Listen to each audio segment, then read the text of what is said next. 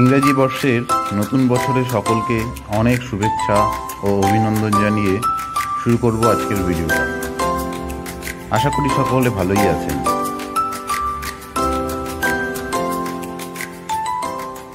বহুদিন ধরে বহু ক্রোশ দূরে, বহু ব্যয় করি বহু দেশ ঘুরে, দেখিতে গিয়েছি পর্বতমালা, দেখিতে গিয়েছি সিন্ধু, দেখা হয় নাই চক্ষু মেলিয়া, ঘর হতে শুধু দুই পা ফেলিয়া, একটি ধানের শীষের ওপর একটি শিশির বিন্দু। তাই তো এবার দেখব এবং দেখাবো নিজের অঞ্চল বিরাটির কিছু উল্লেখযোগ্য দর্শনীয় স্থান। সাথে পেয়েছিলাম বিরাটির একটি স্কুল, উত্তর নিমতা গভর্নমেন্ট স্কিম 4-এর জ্ঞান পিপাসু ছাত্রছাত্রী ও সম্মানীয় শিক্ষক শিক্ষিকাদের।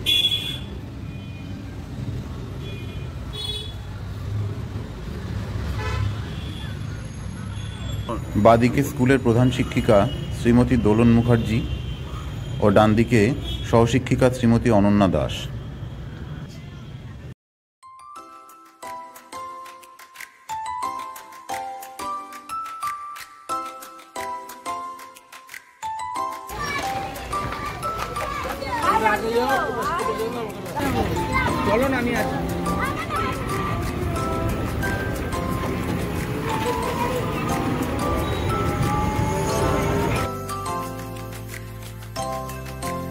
আমাদের প্রথম গন্তব্য নিমতা আদি কালী মন্দির, যাকে নিমতা কালীবাড়িও বলা হয়ে থাকে।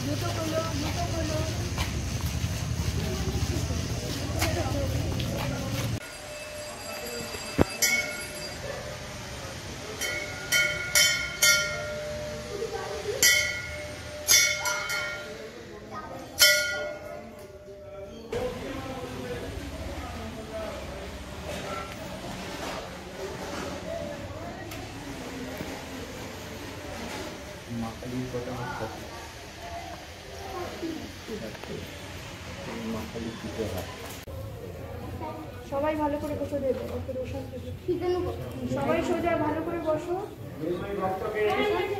এই ট্যুরে গাইড করবেন শ্রী রঞ্জন পাল।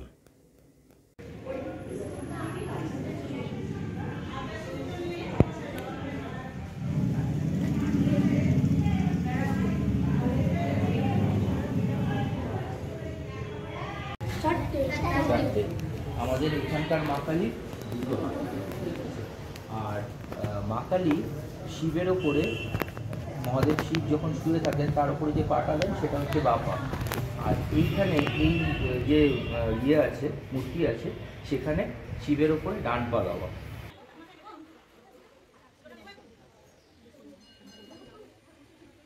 ঠিক আছে, যেটা দেখা যাচ্ছে না এখান থেকে। আর এটার 500 বছরের পুরনো এই মন্দির, যেখানে তার আগেও পুজো হতো, ডাকাতরা পুজো করতো। কোথায় পুজো করতো তোমাদের দেখাবো। ওইখানে একটা পুকুর আছে,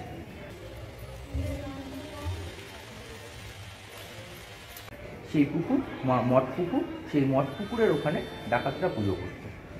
এই যে হাড়িকাঠটা দেখছো, এখানে বলি হয়। তো ওইখানে ওই জলের তলায় একটা হাড়িকাঠ আছে, যেখানে ডাকাতরা কি করতো, নরবলি পর্যন্ত দিত।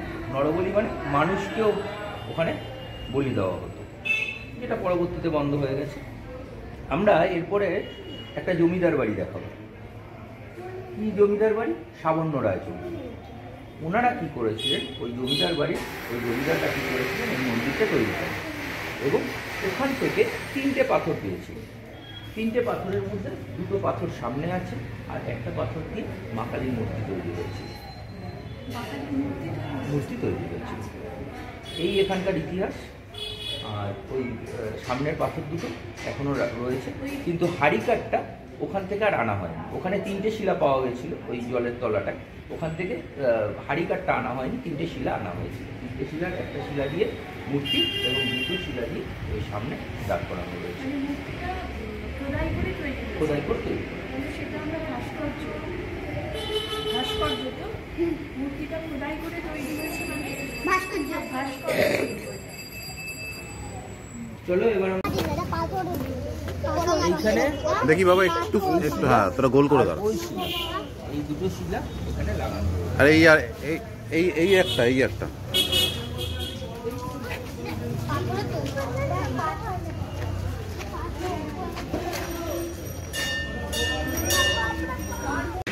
এখানে যে চূড়া আছে এখানে একটা লিপি রয়েছে, যে লিপিটা আজ অব্দি কি লেখা রয়েছে উদ্ধার করা যায়নি, এই উপরে আছে, এখান থেকে দেখা যাচ্ছে না সেটা। এই লিপিটা উপরে রয়েছে, ওটা কলকাতা ইউনিভার্সিটি থেকে কয়েকজন এসেছিলেন, গবেষক এসেছিলেন, কিন্তু এখানে ওরা উদ্ধার করতে পারেনি। হ্যাঁ, কী ভাষায় লেখা বুঝে। এই ফলকটা নিয়ে, ফলকটাই তো আছে। কোন দেশেতে তরুলতা সকল দেশের চাইতে শ্যামল। কোন দেশেতে চলতে গেলে চলতে হয় রে দুঃখ কামাই।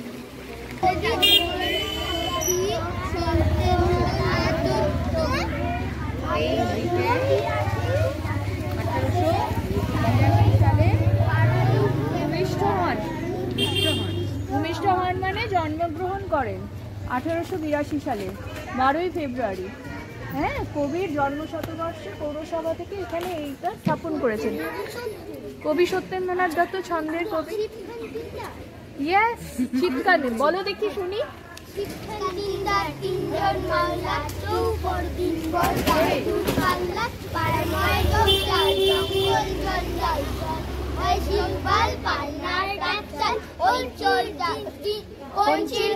ঘর ওই চোর যাচ্ছে, বনহাস দ্বীপ তার শ্যাওলায় ডাকছে, চুপ চুপ চুপ ওই দুপ দেয় পান কৌড়ি, দেয় দুপ চুপ চুপ তার বৌদি, ঝক ঝক কলসি বক বক শোন গো, গুন্ডায় হামতায় পাকড়ায় মন উন্মন গো, তিনজন মাল্লা মন্থর যাচ্ছে, তিনজন মাল্লায় কোন গান গাচ্ছে, কোন গান গাচ্ছে সেই কবি, ছন্দের কবি।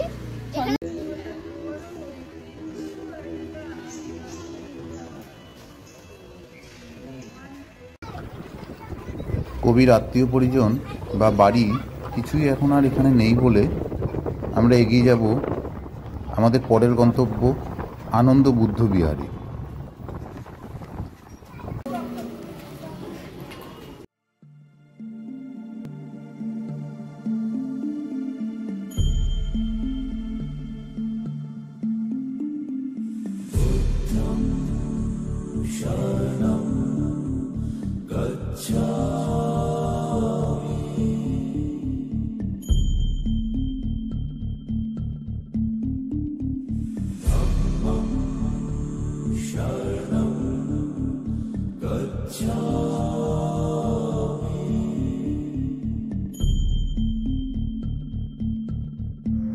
অদ্ভুত শান্তি উপলব্ধি করলাম এখানে এসে। আশীর্বাদ পেলাম এখানকার সন্ন্যাসীর থেকে, শুনলাম ভগবান বুদ্ধের মাহাত্ম্য।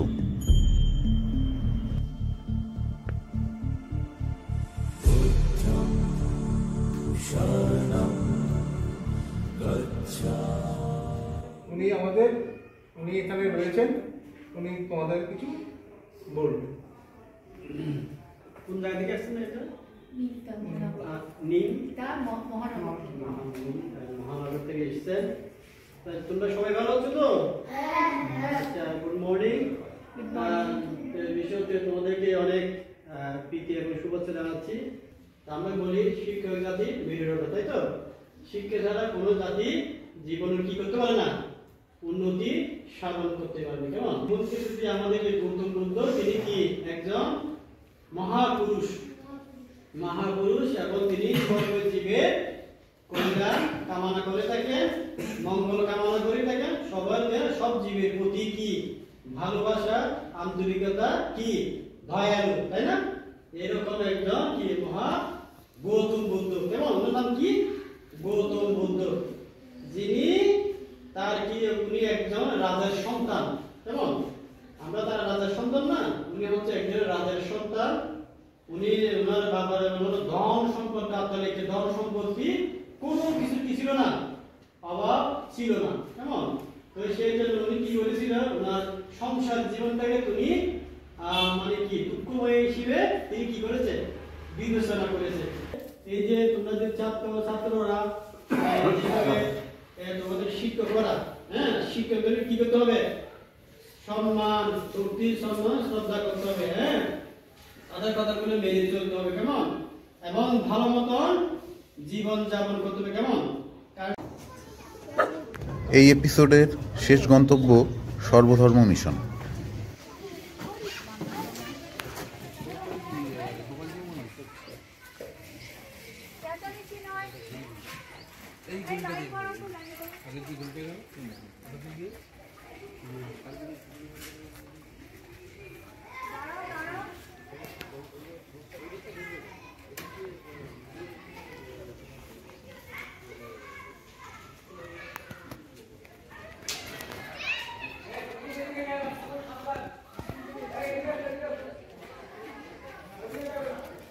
ঢুকতেই চোখে এলো সবুজের সমারোহ, যা সোজা মনের অন্দরে প্রবেশ করে ভেতর থেকে ভালো লাগার তাগিদ জানান দেবে।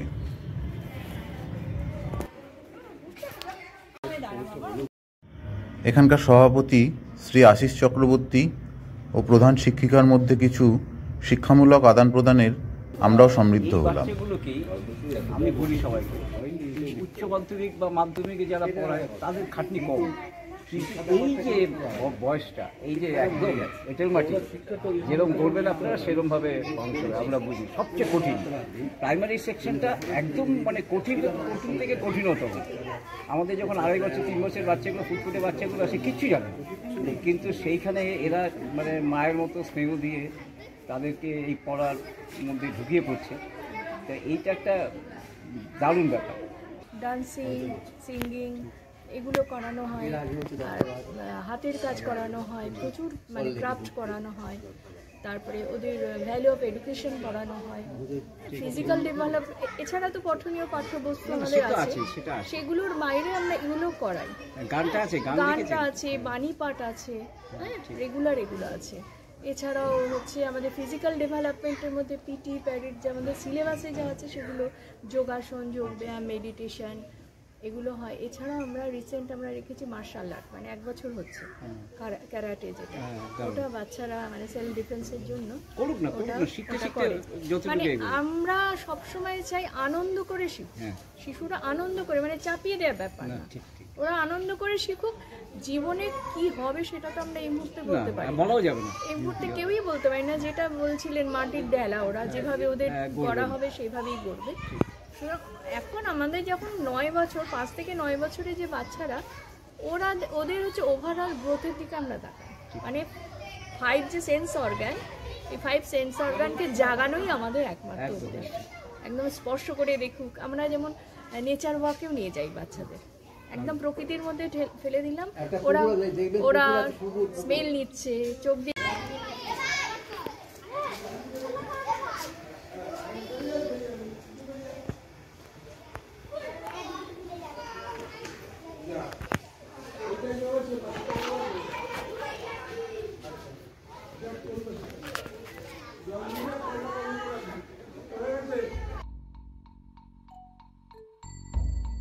এখানেই বাচ্চাদের জলখাবারের ব্যবস্থা করা হয়েছিল, আর আমি তার ফাঁকে এখানকার পরিবেশকে আরও খানিকটা ক্যামেরাবন্দি করার সুযোগ পেয়ে গেছিলাম।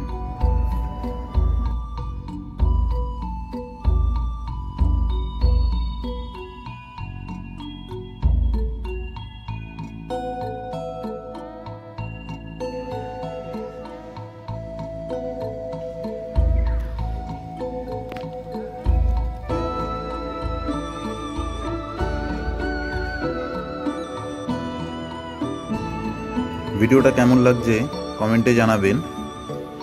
ভালো লাগলে লাইক ও শেয়ার করে উদ্বুদ্ধ করবেন, আর চ্যানেলে নতুন এসে থাকলে অবশ্যই সাবস্ক্রাইব করে বেল আইকনে অল অপশনটা ক্লিক করে দিতে কিন্তু ভুলবেন না।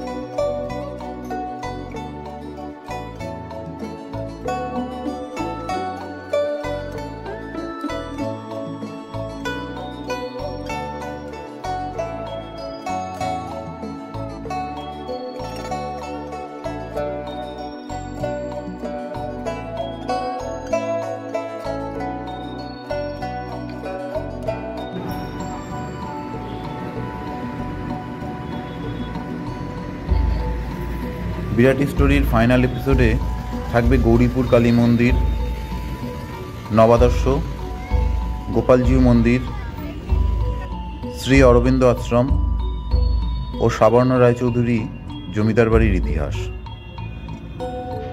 দেখা হচ্ছে পরের ভিডিওতে। ভালো থাকবেন।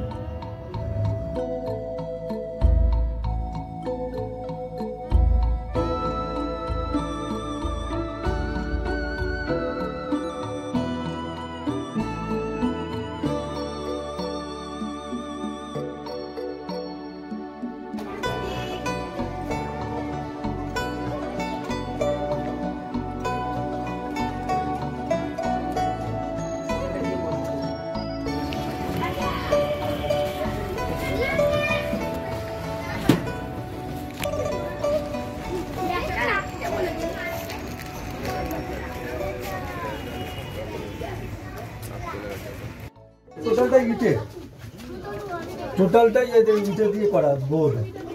আবার এই জায়গাটা পরিবারকে এসে গেছে। উপরে দেখো উপরে দেখো কিরকম স্পাইডার সব স্কুল থেকে নিয়ে আসছে। হ্যাঁ নিয়ে আসছে।